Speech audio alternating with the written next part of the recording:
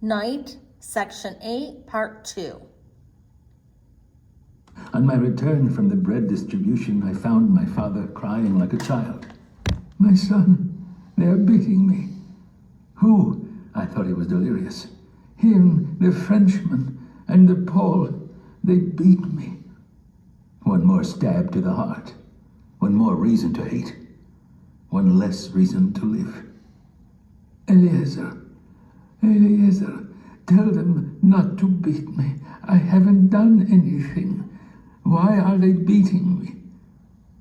I began to insult his neighbors. They mocked me. I promised them bread, soup. They laughed.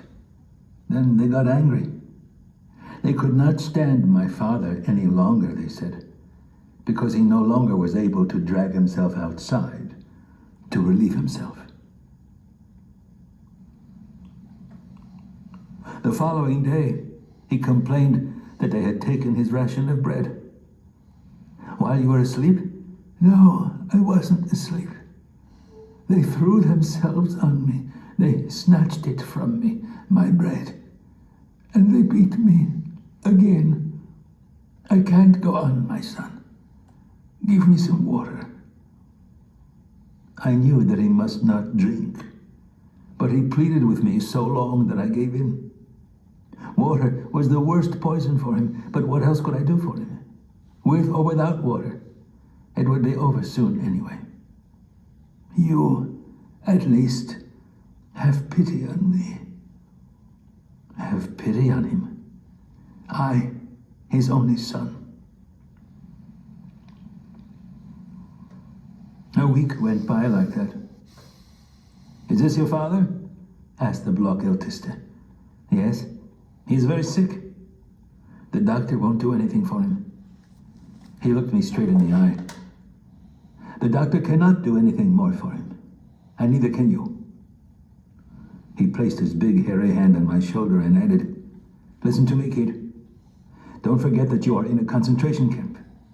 In this place, it is every man for himself, and you cannot think of others, not even your father. In this place, there is no such thing as father, brother, friend. Each of us lives and dies alone. Let me give you good advice. Stop giving your ration of bread and soup to your old father. You cannot help him anymore. And you're hurting yourself. In fact, you should be getting his rations." I listened to him without interrupting. He was right, I thought, deep down, not daring to admit it to myself. Too late to save your old father. You could have 2 rations of bread, 2 rations of soup. It was only a fraction of a second, but it left me feeling guilty. I ran to get some soup and brought it to my father. But he didn't want it. All he wanted was water. "Don't drink water, eat the soup. I'm burning up. Why are you so mean to me, my son? Water." I brought him water. Then I left the block for roll call. But I quickly turned back. I lay down on the upper bunk. The sick were allowed to stay in the block, so I would be sick. I didn't want to leave my father. All around me there was silence now, broken only by moaning. In front of the block, the SS were giving orders. An officer passed between the bunks. My father was pleading, "My son, water. I'm burning up. My insides." "Silence over there," barked the officer. "Eliezer," continued my father, "water." The officer came closer and shouted to him to be silent. But my father did not hear. He continued to call me. The officer wielded his club and dealt him a violent blow to the head. I didn't move. I was afraid. My body was afraid of another blow, this time to my head. My father groaned once more. I heard, "Eliezer." I could see that he was still breathing in gasps. I didn't move.